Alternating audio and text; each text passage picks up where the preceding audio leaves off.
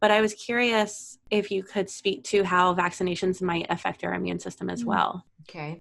So, I've heard a lot of people that are coming from my perspective say, and a lot of people don't believe them, I'm not exactly anti-vaccination. I think that there is something to be said for inducing a specific immune response. And, we successfully eradicated smallpox off the planet. And, that was a disease that killed many, many people. And so this was a good thing. So, vaccines just as a whole are not necessarily bad for our immune system. What I do think is harmful to our immune system is when there are multiple vaccinations that each have their own adjuvants and preservatives in them that are given to children with very young, underdeveloped, in some cases undeveloped immune systems. You're giving them so many vaccines at one time. I think that actually has a deleterious effect on our health, and on our immune system. And I think in the case of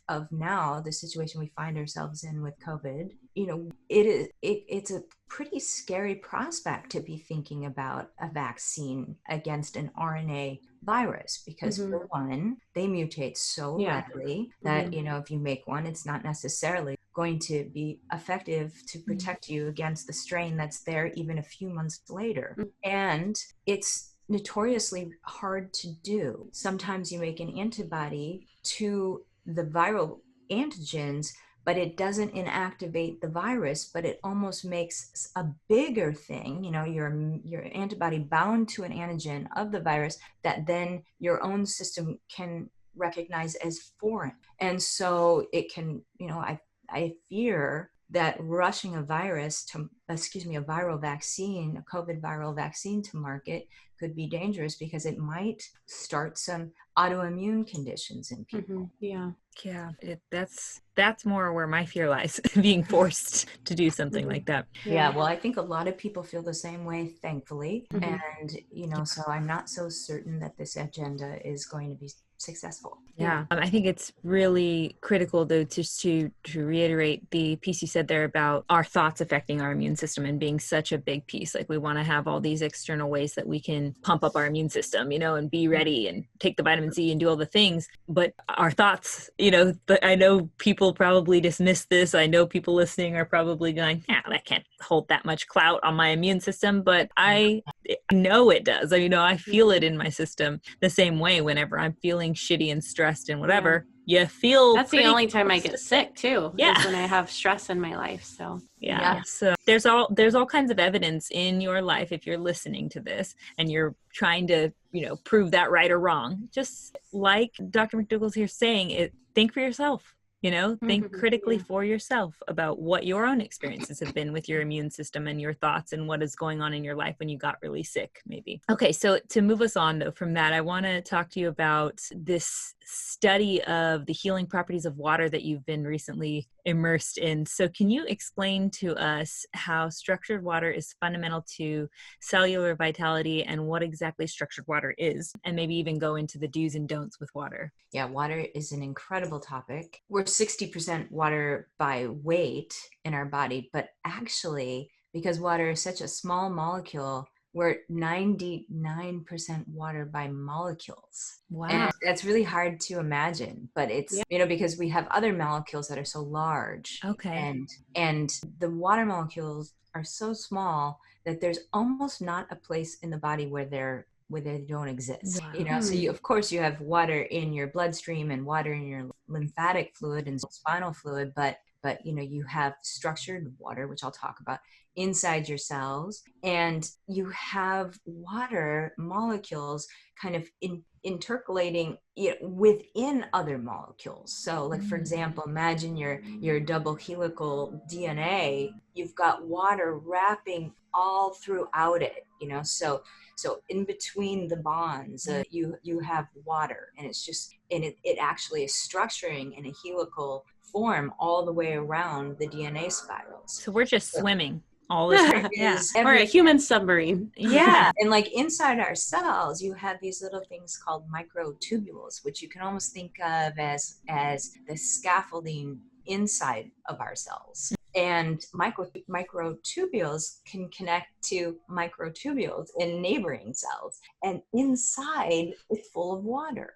And water is actually thought to be kind of almost like a superconductor within the microtubules. And that is one of the ways that information is traveling quickly from one cell to another throughout the body. And then every cell of our body is anchored down to what you could say a basement membrane or like a matrix. And that extracellular matrix is mostly water. And so water is everywhere in the body. And water can exist in various forms. We know, we've learned, you've got the solid ice cube and steam and liquid water, but we're learning that there is a fourth phase of water, and that's like a gel. And that is the structured form of water. And microscopically, if you're looking at it, it's like sheets of water molecules lined up in a particular way that almost looks like a honeycomb. A sheet of these honeycomb water molecules, and then another sheet on top of that, and another sheet on top of that. And you can see these layers lining up, for the millions and millions of layers. And water molecules will line up like that along interfaces within the body.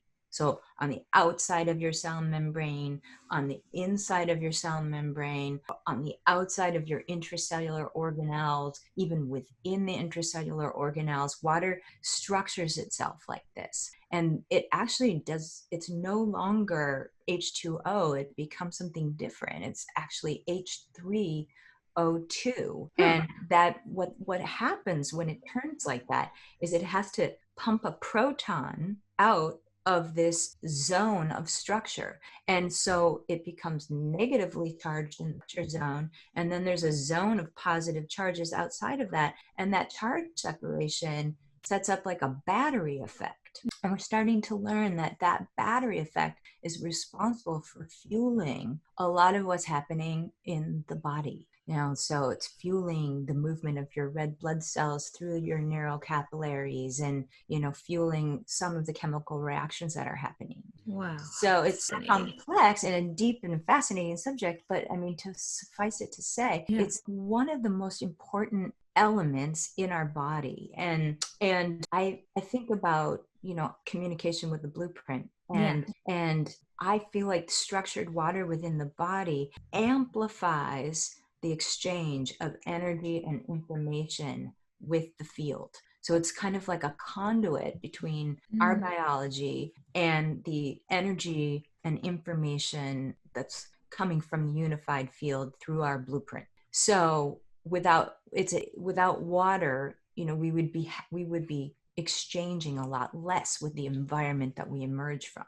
So when you're talking about structured water, that's the water that has decided to align itself with parts of our bodies, our molecules, all the places in our body that use water as a conductor. Okay. Yeah. And so then people talk a lot about different technologies that structure water that we would consume, and so when you think about water in nature, how it typically, if it were as nature intended, water would be kind of bubbling up from deep layers of the earth and traversing different mineral layers and whatnot on its way up to the surface in a mountain spring or something like that. And then, it'd be going down a mountain spring and it would be moving over the rocks and kind of eddying and, swirling and all of that. That water that we would pull out of that spring, let's say, and, if nature was as pristine as it used to be, would be structured to a degree. It's basically prepared for us to consume it by that point. Exactly. Okay. Exactly. And what we've learned is that water also retains information, and it retains information of everything that it comes in contact with. So if it really were bubbling up from the earth as nature intended, and going through all the different strata and, the mineral content of the different layers of the earth, it would be imbued with all of the mineral frequencies and things like that it contacted, and even the sunshine. And then the sunshine would affect it once it comes up to the surface. So yeah, I mean, ideally that's what we should be drinking. And so we're not. So we have to figure out, like, how do we come? Yeah.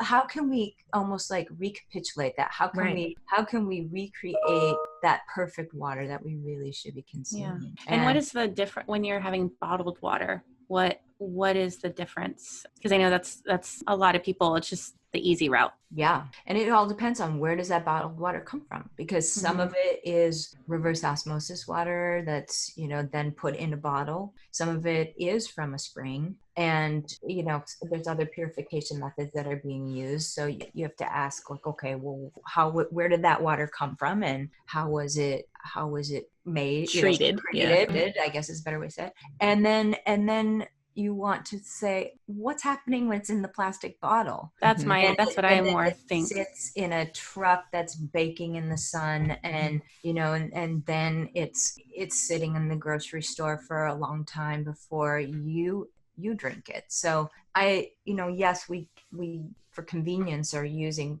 bottled water, but I think in the perfect world, we should all have home systems and things like that to purify our own water. What do you have a recommendation on that? Yeah, I do, but right now one of my goals is to try to make something that's affordable for people. Yeah, the one I have in my house is really expensive. Yeah.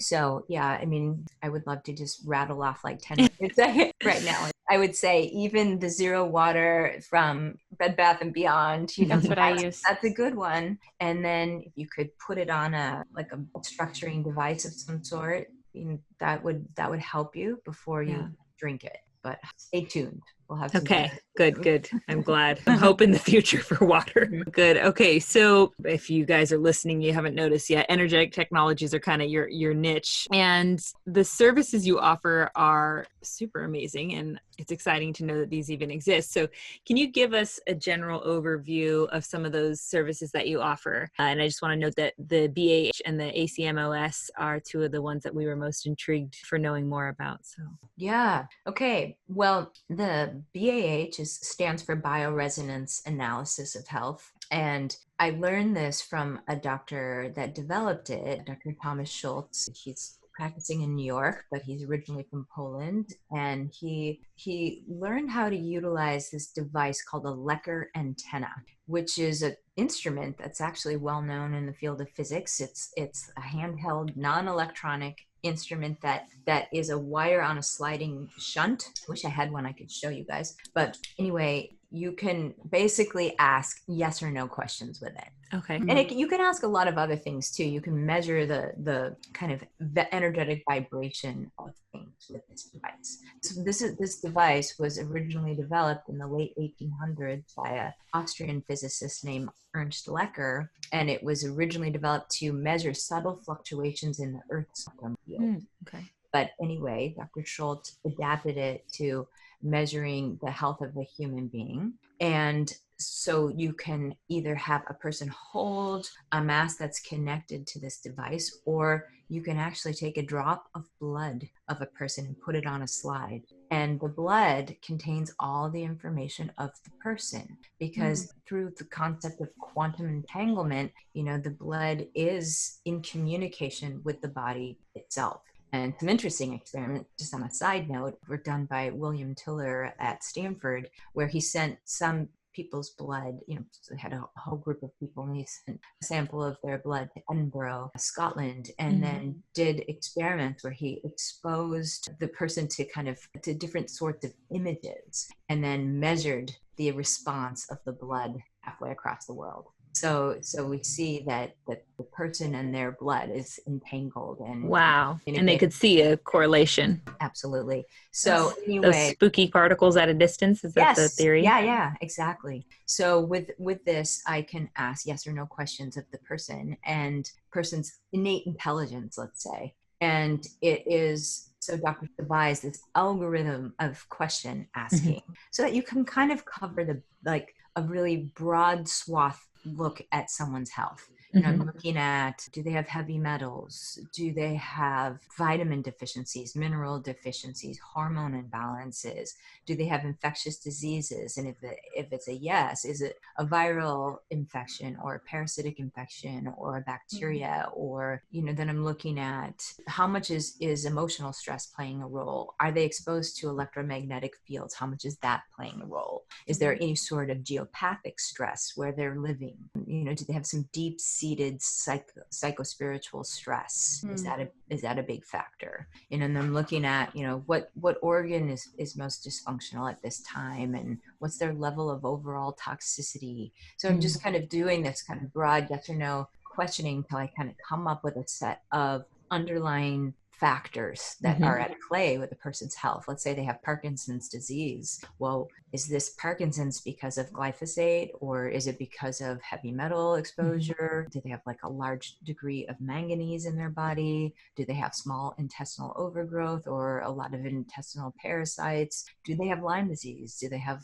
any of the tick-borne co-infections or viral reactivation? And is it a set of all those factors in this particular case? And so then I'm looking at, then how do I devise a treatment protocol? And I'm asking their body. And because, there might be 30 ways to detox mercury out of a person. Right. And some of those are not compatible with their system and would create a lot of dissonance in their system. So I'm looking at what is the best way to proceed. Or maybe it's not time to do mercury detox. Maybe I have to first treat their gut and, open up pathways of elimination. And then I can start the detox of mercury. And so it's a way of having a conversation with their body where I can get the real information. And then a lot of times I back it up, because I've been doing this now for so many years, is that if I find, lo and behold, this person with chronic fatigue syndrome actually has an infected root canal, I will send them to the biological dentist to have a 3-dimensional CAT scan to verify that. And sure enough, they have that, they treat that, and it helps them tremendously. What's the accuracy rate with this type of thing? Well, I think it differs depending on the practitioner, but I feel like my accuracy rate is extremely high. It's just because I've had, years now of correlating the energetic testing with the actual testing. And it's just that it hones a little bit the testing that I go ahead and do. Because, sometimes someone comes in with a complex medical problem and there's multiple underlying factors. It could be a $15,000 workup if I were just going to test every possibility. Right. And so it's a way of saying, okay, this person doesn't need to go to the biological dentist for that 3-dimensional CAT scan, but this person does. And this person I should go ahead and do heavy metal testing on. And this person needs a small bowel overgrowth test. You know what I'm saying? So like I can kind of hone it down to let's of course, using my clinical judgment and intuition, and then that data to direct the analysis. Is the actual testing, first of all, is it exhausting for the patient because you're tapping into these energy lines? Is there any kind of... Not at all. No? Not at all. I wonder, is it related to like the biomeridian system, the way that we would think about how energy flows through the body, like in a acupuncturist's office where they're tapping in? Are you tapping into the same system? I'm doing that quite a bit when I'm doing an Ocmos treatment. Oh, okay. So the Ocmos is it uses the same instrument, so the Lecker antenna. And now, whereas the BAH is more diagnostic, the Ocmos is more therapeutic. Okay. So with this, I'm first doing baseline measurements on the person's energetic field. So I'm looking at, is it balanced or imbalanced? And I'm testing at various frequencies how their field is balanced. And if it's imbalanced, then I go through this process of asking their bodies, well, what pieces of misinformation are throwing their field off?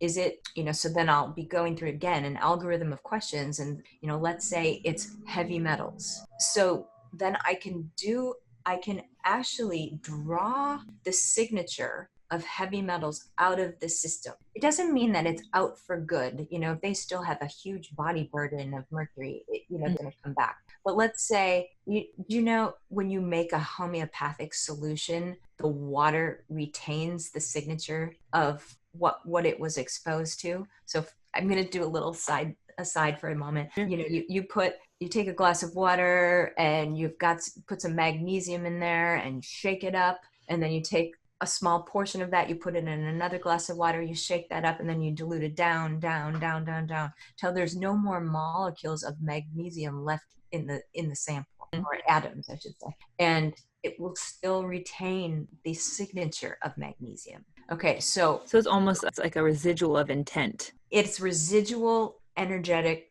dissonance from once having had that there. Or let's not say dissonance in the case of magnesium, it's just a signature. Okay. But in the body, let's say when I'm looking at dissonance, you know, someone could have had, let's say, an infection with Giardia and it's gone now, but the signature of it is still there. And it's reverberating and it's still throwing the body off. And so through Osmos, I can identify that and then select signature of something else that's in resonance with that dissonant piece of information and draw it out of the system toward that, almost like toward a magnet. And previously you were asking, you know, what is resonance? What's dissonance? So it's like a great way to understand that concept is with tuning forks. If I had a tuning fork in the key of C and there was another one in the room in the key of C, if I were to strike this tuning fork, the other one would ring. But if I had one in the room that was in the key of A or the key of B, they would not ring. So the two key of C tuning forks would ring because they're in resonance with one another. And we're in resonance with our blueprint, and then we start accumulating these things in our body that create static, you know, create chaos, and they throw off our ability to resonate with our blueprint. And it's almost like there's something in the way. It's like so I can come up with an analogy, but does that make sense to you? Yeah, it totally makes sense. And it brings to mind even when you were talking about needing to be grounded and where you were feeling you didn't even know, maybe subconsciously you were experiencing this chaos that you're speaking to, the static that you're speaking to, and you needed to be more grounded in your body. And that all what you just said also brought me to thinking about a conversation we just had with Roland McCready from Heart Math Institute. Oh, I like him. Yeah, about the way that the human body resonates, vibrates at the same frequency as Earth, 0.01 hertz. And that when we're not grounded, literally in that coherent, resonant state where we're feeling joy, bliss, gratitude, the things you've described in this conversation being the positive state of humanity, we are not resonating with Earth. We're literally not grounded, you know, into the ground here. So that's just really fascinating that you have tools that can show you the places in us that we're experiencing this type of dissonance. I think that's really neato. Yeah, and along that line, like with the Lecker antenna, I can see if the person's energetic field has that 7.8 hertz frequency there or not. Like I can literally measure, like, are they grounded? Are they receiving that nourishing vibration up from the earth, or is there something interfering with that? And then it's really neat. And then you were asking about, Mercedes was asking about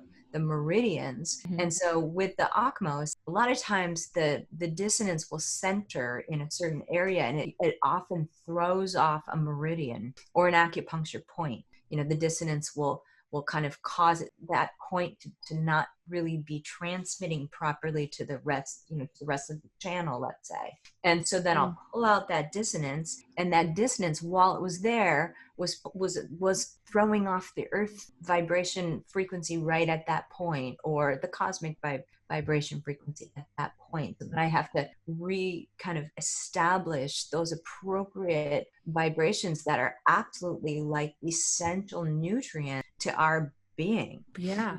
Does that stand for something? Yeah, it's something like the assessment of the compatibility of matter and synergy. Something Sorry, I didn't mean to test.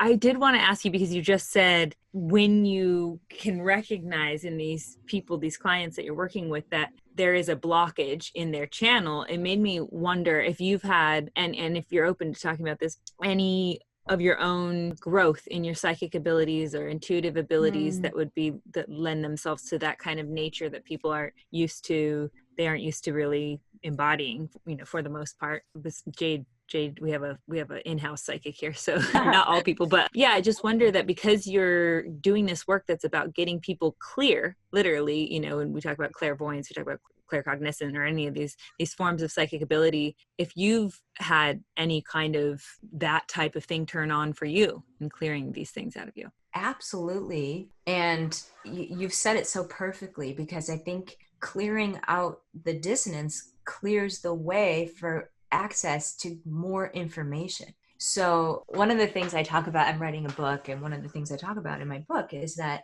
there's some interesting research to suggest that thoughts and memories are not necessarily in our brains. They're not located in our brains, but they're imprinted in space memory. And so in the field around us, and our brains act like radio receivers and radio transmitters. Wow. So, people might say, well, if you get a stroke in the area of your hippocampus, we know, because we see clinically people's memories are deficient after that. That's true. But that part of the brain may be acting more like a radio receiver.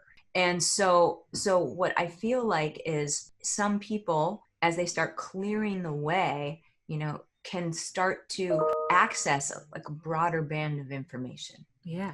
So you can access your memories, and you might even be able to kind of like broaden that out or switch stations at will, so you might, you could almost say that your set of memories and everything are and thoughts are like a particular radio station that's unique to you, and you might be able to tune into someone else's. And so, and I really believe that clearing the dissonance is the way that you access more information. Yeah, that's really cool.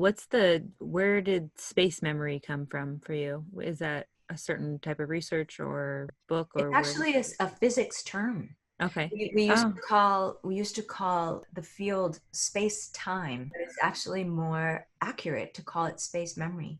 Things are imprinted in the field much like things get imprinted in water. Water retains information, so does the kind of fabric, the unified field. And that, people talk about Akashic records, and I don't know if you've ever heard of that, but we've had them read here on the show. Oh, cool. Literally, like all things that have happened, and all thoughts that people think, and all memories that they have are imprinted in the field. That's so cool. Yeah, there's so many directions that I would love to dig in deeper with you on it when we have more time, maybe another time. We're coming to the end, but we have a Magic Mob question. Jude has 2 questions. The first is, what is your most effective tool to defy aging? Meditation. Yeah? It's the best kept anti-aging secret. I love that. Inside totally and agree. out. I just had a session with my therapist before I got on this call, and I had a big movement, whatever you want to call that, an epiphany, or,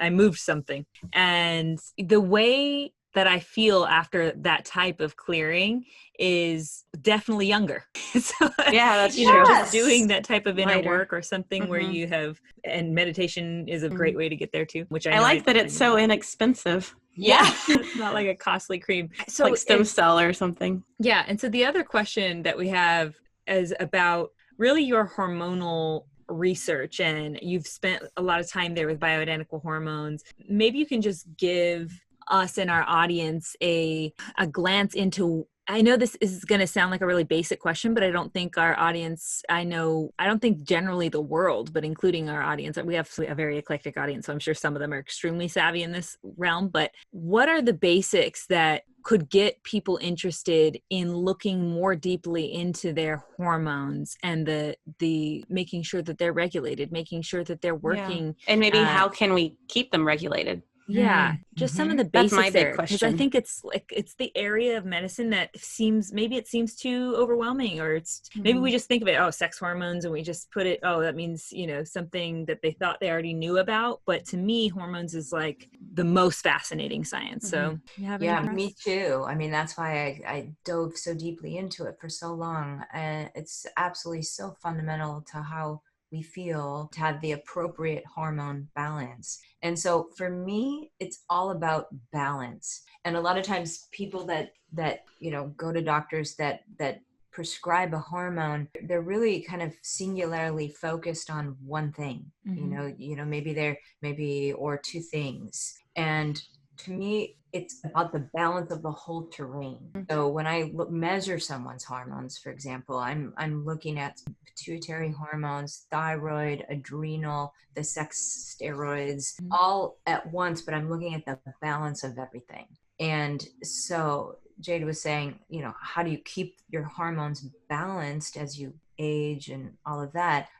I'd say one of the most important things is to keep your adrenals really healthy, because your adrenals produce a lot of the hormones that can decline with age if you're under excessive stress throughout your life. And these hormones, let's say cortisol, DHEA, pregnenolone, testosterone, they're so important for our brain functioning, for our immune system, for our body composition, and for our energy level. And then the adrenals have the ability to produce, let's just talk about women, some of the same steroids that our ovaries produce. So as we're going into perimenopause, the adrenals really try to pick up the slack. I had that.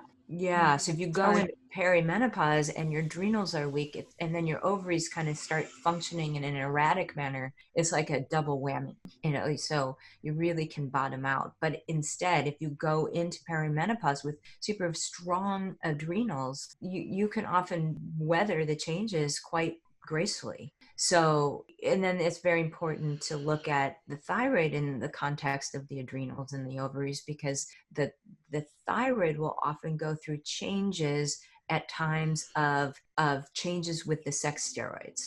So like at the onset of puberty, or with a pregnancy, or after you deliver and you start breastfeeding, or when you stop breastfeeding, or when you go into perimenopause. Those times when the ovarian steroids shift can have a bearing on your thyroid and can throw it off sometimes. So a lot of times women go into perimenopause and they're feeling poorly, and maybe they go see a doctor who's just focuses on the estrogen and progesterone, but doesn't really look at the fact that their adrenals are weak and not contributing anything to the total amount that they have in their system, and that at the same time that their thyroid got thrown off, and now they're hypothyroid, and they start blaming everything on the loss of estrogen, and they replenish that, but lean so heavily on just that they end up having to use very high doses when they wouldn't have had to if they had looked at the entire terrain. Yeah. And then applied lifestyle changes. Yeah. That's the hard part. We want to take a pill. What's the best thing that can be done for our adrenals? So depending on the individual, because I'll recommend different things to different people, but ashwagandha is an incredible adaptogenic herb that is super strengthening to the adrenals. It's been shown to heal the adrenal cortex and also calming to the nervous system. So like if someone has adrenal fatigue, but they're kind of wired as well, they're tired during the day, but they don't sleep well at night, and they're kind of anxious, that ashwagandha can be an awesome choice for them. Is that also as men, would you recommend the same thing for men? Yeah, I would. Okay. And what's I'm going to turn this into my own little doctor appointment right now, just for the moment. I've heard great things about ashwagandha. So, okay, I have some, and astragalus, I have these different things, but I'm like, I get them and I'm like, now how do I use them? Like, I don't know what I'm supposed to do exactly. So how specifically would you recommend, like, for instance, a Jade and I, who we struggle with some dips and ebbs and flows in our hormonal cycle. We're in our mid 30s. So that's probably right around the age of perimenopause starts kicking in. How do we treat ourselves with this herb? So I like it in liquid form. I like it in capsule, but usually one capsule, let's say, twice a day. And so morning, and most people can take it at bedtime just fine, and it actually helps their sleep. Once in a while, someone feels like it's a little energizing to them, and it'd be better for them to take it in the afternoon. Yeah. But twice a day for a while, and it can often calm anxiety, help sleep, strengthen the body, even out the energy level. Now for occasionally someone finds it too calming, and then that could make them feel almost like a little sedated or something. So everyone's unique. Right. And so I usually get a kind of read on. I take mine at noon because it's a tad bit of a pick-me-up for me. It's for each person, but generally speaking, people find that it's strengthening but calming to the nervous system. And then adrenal glandulars can be really helpful that don't have hormones in them. It's kind of analogous to our grandparents' generation that would eat organ meats when they would eat. You supply the nutritional building blocks to build the gland back up. And then, of course, just stress reduction techniques, making sure you're including salt in your diet, in your food. And I take actually a supplement for organ meats because they're really hard to find for some reason, like the actual grasslandmeats.com. What is it? Grasslandmeats.com. You can order them. Actual organ meat. They'll send it to you. Oh, thank you. Yeah. I was like, what? But I think that just to reiterate this, I know we've said it a lot throughout this episode, because here we just talked about some pills, you can take to help this thing, or some herbs you can take, which are beautiful. And please do that instead of taking other, Xanax or whatever it might be to mask your ails. But again, looking really deeply into your own self, into your own shadows, and digging out what's there is probably the most powerful tool for getting to the bottom of all this. Absolutely. Yes. Okay. So before we let you go, there are a few short questions we like to ask everyone who comes on the show. So first off, if you could hug your younger self right now, what would you say? Just say, you are beautiful just as you are, and I love you. And how old are you when you're hugging yourself? Good question. 4. That's sweet. If you could have the whole world read one book, which would it be? The Power of Now. Oh, I just started rereading A New Earth. So I love that one too. Yeah. If you could whisper one phrase to everyone on the planet, what would it be? You are a child of God. I love that. I felt peace in my heart when you said it. Before we let you go, where can people find you online? clearcenterofhealth.com. Awesome. clearcenterofhealth.com. Beautiful. And by the way, if you guys go on there, you're going to see all the different modalities that she offers, which are you got to take a course just to know what you're getting into. Yeah, it's so cool. Thank you so much for spending the time with us. Thanks for having me. This was really beautiful. I love the way that I know I said it earlier, but the way that you're able to articulate the information you're putting across is really unlike anyone else I've ever heard on these specific topics, which I feel like, we've addressed some of these topics before, but this is just a whole new perspective to look at it from. And it really, to me, is beautiful because it gives a new layer of clarity that's really needed, because these are very complicated topics that we're talking about here. So I appreciate I know tons of work that you must have put in over the last 20 years of your work in this to get so clear and articulate on these topics. I appreciate that. Thank you for being a light. Thank you. Thank you so much. All right. So when we have the air date and the promo videos made, we'll get them over to Christian and go from there. Perfect. Okay. Thank you so much. Thank you so Have much. a great weekend. Bye. Fun. All right. That was a lot of information. It was all so awesome though. And it's like stuff that most of that stuff I've back. never heard before though. Yeah. That's what's so crazy about it. Like I've never heard of the term, until I heard her talk, I've never heard of the term blueprint or structured water. Yeah, that's what I meant. She's using, her terminology is so unique to her signature, which is cool because that's kind of what she speaks about. And even though it's concepts that we may have like brushed before, thought of before, they're out there, of course, they've been thought of, but she's put it into language that helps my brain understand it from another little facet. And it gives you such strong visuals. The way she says it, you get the visual, which is really cool. Yeah. So What? You want my magic trick or you want to go first? I don't care. You know what? I'll go first because I know mine's very much in line with what... Okay. I'll go first because mine's very much in line with what she was speaking on about water. Okay. Which I find freaking fascinating. So you've likely heard about Dr. Masaru Emoto's water experiment. This happened a long time ago now, but where he photographed water droplets under a microscope after exposing the water to different types of music, and also by taping words like love or hate to water bottles overnight, and then photographing how the water had changed. And in his study, he showed truly miraculous results where the water that was exposed to the word hate and with water that had been exposed to to heavy metal music. They both had these like scattered, uneven, almost angry looking shapes under the microscope, whereas the water that he had labeled with the word love and the water that was exposed to a Mozart symphony both had symmetrical, unique patterns that looked much like a beautiful snowflake.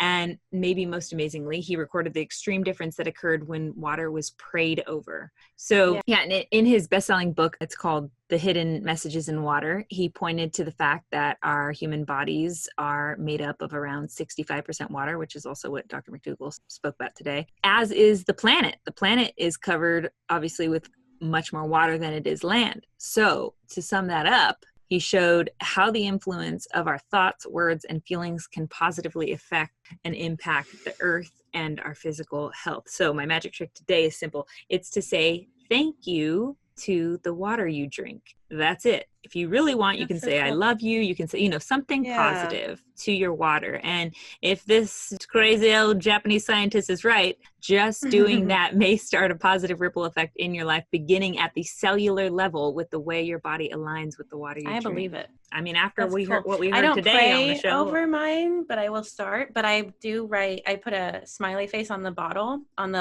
reusable Whole Foods thing. And then I put blessed water. But I will start praying over it. That's really a good idea. And saying thank you. What's your magic? Mine is hugging a tree. Okay. So as cliche as it sounds. I know, but you hear it and it sounds so hippie, like a tree hugger, but it really does have health benefits. So hugging a tree increases levels of the hormone oxytocin, and this hormone is responsible for feeling calm and emotional bonding. So you think about even when you're not hugging a tree, when you're around nature, you're kind of, like you said, you're already feeling that. Yeah. So imagine if you went up and hugged a tree. So when hugging a tree, the hormones serotonin and dopamine are also produced, which are, what makes us feel happy. And it is important to use this free space of a forest we were given by nature to holistically heal ourselves. And I know, some people feel like they live in a concrete jungle like Hollywood or New York, but if we can find a way to get immersed in nature, there's so many health benefits. And there's also another thing that I read was that they release antimicrobial essential oils called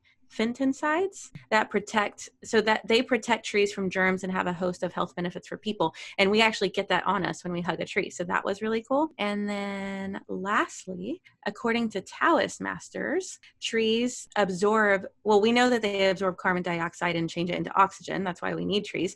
But the Taoist belief is that they absorb negative energy from us when we're hugging it and send it back to us into a positive energy. So it's like recycling it for us the way that it does carbon dioxide into oxygen. So that's the Taoist belief. There were also like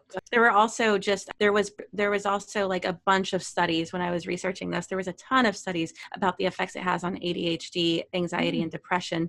But they were even wanting to call ADHD, they were wanting to call it nature deficit disorder instead, because they were saying that most children who have ADHD do not spend time in nature. They're on screens. They're doing other things that's causing their ADHD. So it's really a nature deficit disorder, because if these children were instead outside spending time in nature, around trees, then it would actually get rid of those symptoms I agree with that 100%. And I do think I'd never heard of that before. I love nature deficit disorder. I have that right now, actually. I think it's a global disorder right now is going on with the pandemic. I was going to say that I know that, of course, trees, which have been here far longer than humans, by the way, have to have this incredible wisdom that we can't even fathom or understand the language that it speaks. And I was reading something the other day, I don't remember where it came from, but it talked about how